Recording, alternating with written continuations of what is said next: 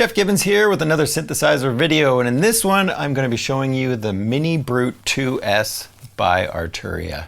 And Arturia was kind enough to send me this synthesizer, play around with, make some videos. They're not paying me for this video, but I'm just happy to have this in my studio and be making sounds and music with it. What I've got so far is a song that I've just made in Maschine using just the sounds of the Minibrute 2S. So what I did is I went through and I sampled some of the sounds, some of them I just played, and then what I'll do is show you how I did each of those different sounds, show you the settings that I used on them for most of them, and how I came up with this little song and how you kind of work with the strengths of the Minibrute 2S, but also how you work with the weaknesses. And so with a monophonic synth, how do you make, polyphonic sounds? Well, I'll show you how I did that. And I won't be going too much into the sequencer or the patch bay. All this is going to be is me playing around with patches to try to teach myself how this thing works, and then also see how I could integrate it with Maschine in a very simple way. I do have a video on hooking up Maschine with external synthesizers, so that'd be a good one for you to watch. If you haven't watched that yet, I'll put a link in the description for that. But let's just have a little sneak preview of what this sounds like.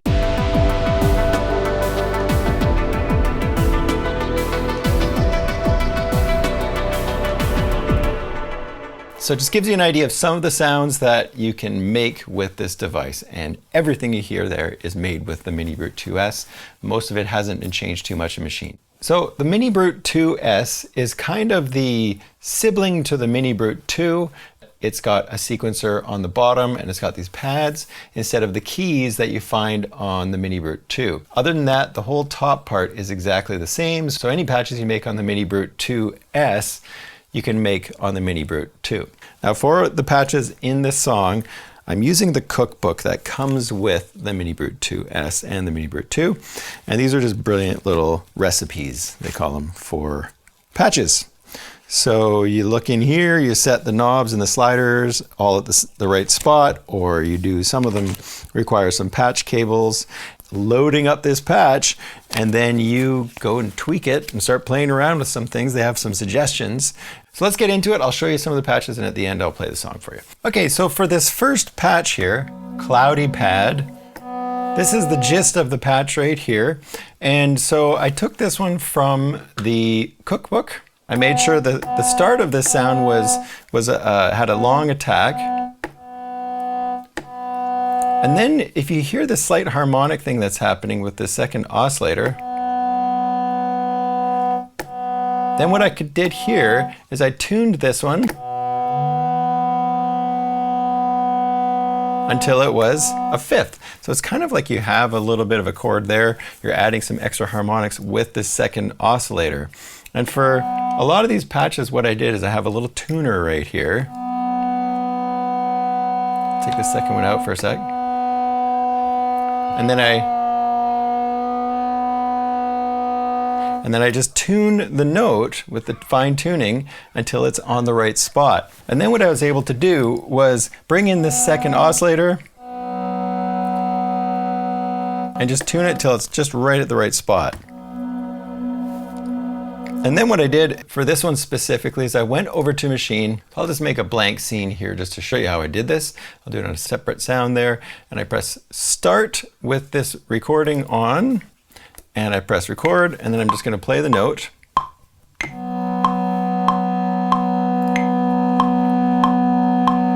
So all I wanted to do with this one is be able to hold the note down, and it would keep looping the note as long as I hold the note down. And I didn't have to hold the note as a sample for a really long time. All I had to do was record a shortish sample, and then go into the sample editor and click on the zone button, and then I was able to set loop points. So I turned loop mode on over on the Maschine, and then I set my points, my start point and my end point, something like this, and I hold the note down.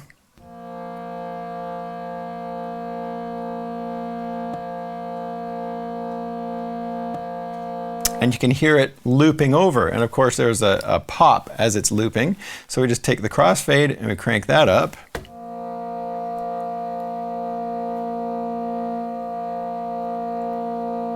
And then when I release the note, it stops. So one thing you have to be aware of when you're doing this is go press the plug-in button for this sampler. Make sure it's a sampler. And in this case, what you want to do is cycle over to page 2, and you want to make sure you're on ADSR. If you're on one shot, this loop in that zone editor is not going to work. And then of course here, I can just choose how long the release is with the release control. The cool thing about this now is I am able to play chords. It's just going to keep looping over if I'm in keyboard mode. So that's how I made this cloudy pad patch in Maschine. It's a sound made on the Minibrute 2S, recorded in here as a sample. With a little bit of quick tweaking, I'm now able to play that as a polyphonic patch.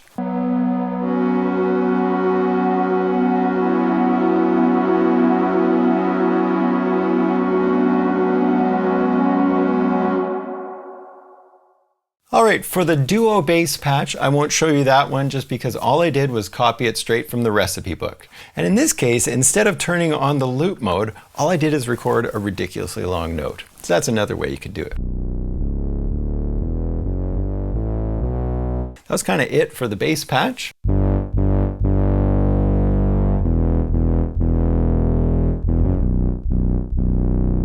All right, for this next patch, calling it JG Oscar, I can't remember how I came up with this one. I found a patch that just keeps playing. And so if I play with this attenuator 2 control, the way I've got this patch set up, it just keeps cycling this little pulse. What I could then do with the pulse is open up the filter here, and you can hear if I play with Oscillator 2,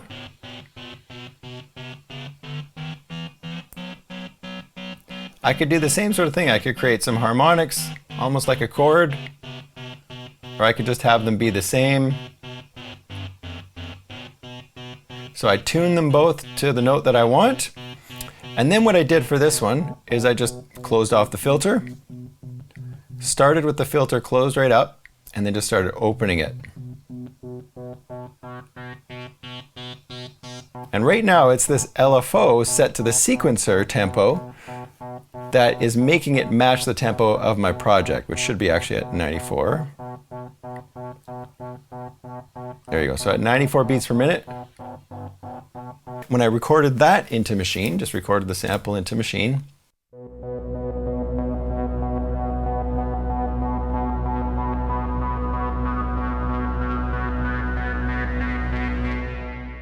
get this beautiful pulsing thing with a really nice filter. These have beautiful sounding filters on them. And put some reverb on there. What did I put on there? I put on just the regular reverb. You get this huge sound. So I love that patch right there. This next patch was taken from one called Master Slap in the cookbook. All I wanted was something kind of plucky. So I took that Master Slap one, adjusted a few things just a little bit, got a sound that I liked, and then recorded one sound into Maschine, put on a delay and round the Native Instruments reverb, beautiful sounding reverb, and then played those.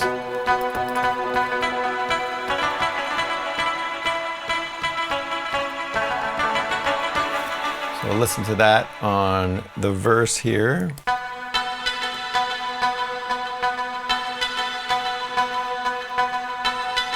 And then on the chorus, it gets a little more intense.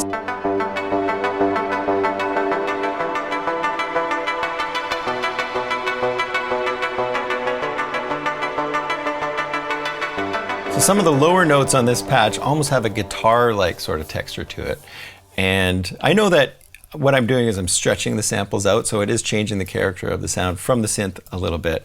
But, you know, it still started as a Minibrute patch. So let's look at the next one. So this is probably one of my favorite patches. This one was called By the Sea, and it's from the cookbook. It's got these really whooshy sounds that I love from Jean-Michel Jarre. He was doing stuff like this back in the 70s, and it's just such a cool sound. So it's made just with noise. And if I turn this up here, you're gonna hear what's happening. If I play with these two controls here, we control the size of the waves. So now we're getting a longer distance in between the waves. If I play with the attack a bit.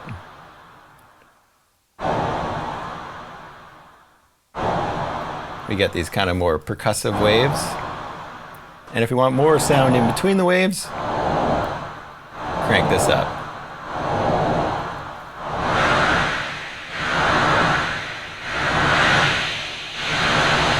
And this all has to do with the fact that this AD envelope has this loop feature. So it's able to loop a note, play the note over and over again. And in this case, it's not really a note, it's just a sound, but it's going to trigger the note over and over. As soon as it finishes, it starts over again. So that's how playing with those two controls controls the shape of this noise. And then I put that in the song. And all I did was slowly open the filter on this one. So it gets more and more intense. And added lots of reverb to it. So that's the By the Sea patch. And then we've also got drums. So the drums took a little while to create. And in this case, what I did is I went with the bass drum and the snare drum in the cookbook and just tweaked them until I got them to a spot that I liked. So what I did for this hi-hat patch is I took the snare drum patch in the cookbook and then I just started playing around with it until I got something that sounded a little bit like a hi-hat. So tweaking the attack was really important so that it was percussive enough. Playing with the brute factor a bit. And then making sure the filter wasn't cutting out too much, but also wasn't doing any kind of warbly sounds. Sample that into Maschine.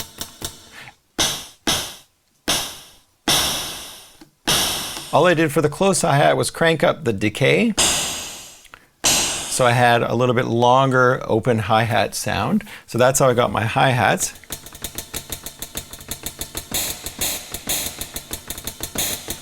And then what I did on the actual hi-hat itself is I put an effect on there. I put a flanger on there. And I think I got this tip from Blaze Beats. Amazing YouTuber, so amazing channel. So make sure you check out his videos. He just does some really cool stuff, really fun channel. And his tip with hi-hats to get it to sound, because it's sounding a little bit machine gunny, was to put a flanger on there. So all it's really doing is creating some variation on the hi-hat sound. So if I turn the mix all the way off,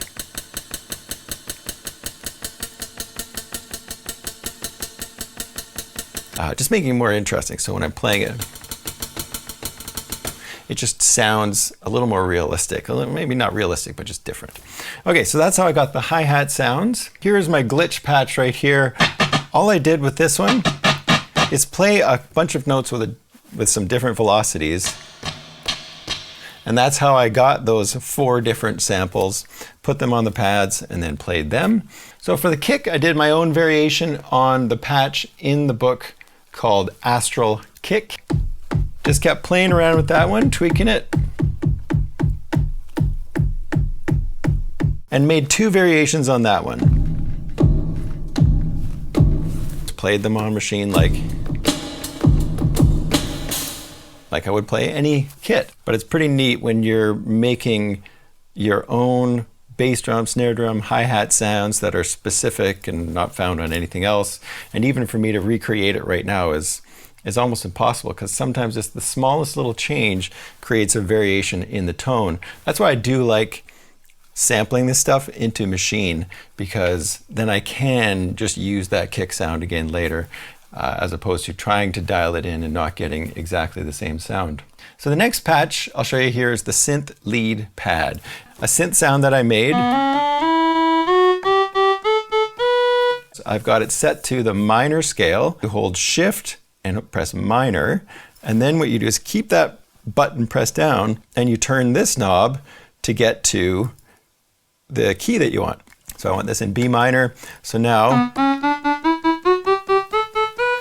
it will only allow me to play in B minor, sort of similar to how we do things like that in Maschine. But let's just have a look at this patch. I've got a sawtooth wave and a square wave, as well as a triangle wave, a little bit of a triangle wave. So you can hear I was changing the character of the sound, and then I've got the brute factor turned up. in this case, it actually smooths things out a little bit. So.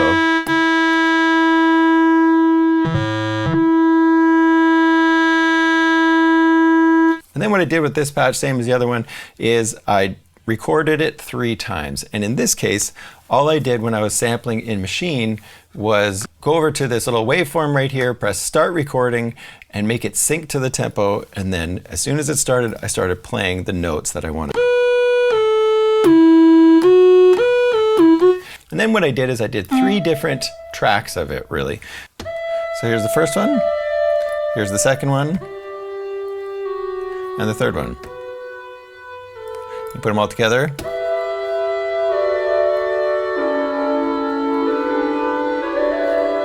So it's really just triggering the track that I played. I didn't slice them up beyond that at all. Okay, so I have to show you this one final thing, which is just this whoosh effect, it's called. And all I did was had this for a bit of a drop. And the way this one works is you adjust this decay after setting up this complex patch. And you get this really cool sound. So listen to this with some reverb on it. Just sounds incredible. So here is the finished product. So let me play the song for you.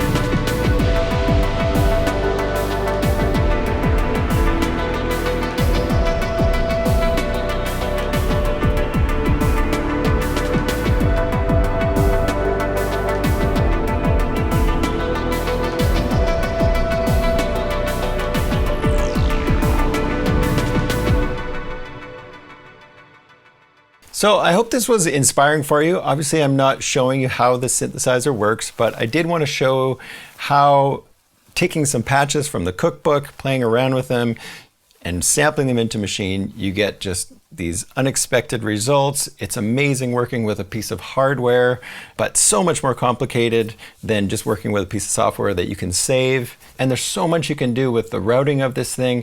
But I feel like if you want to get into synthesis, if you want to get into modular synthesis, this is a great place to start because it's a semi-modular synthesizer. But this is my first effort, my first time playing with this device, and I'm having a lot of fun with it. So thanks for watching. Click on the subscribe button and the bell, and I'll see you in the next video.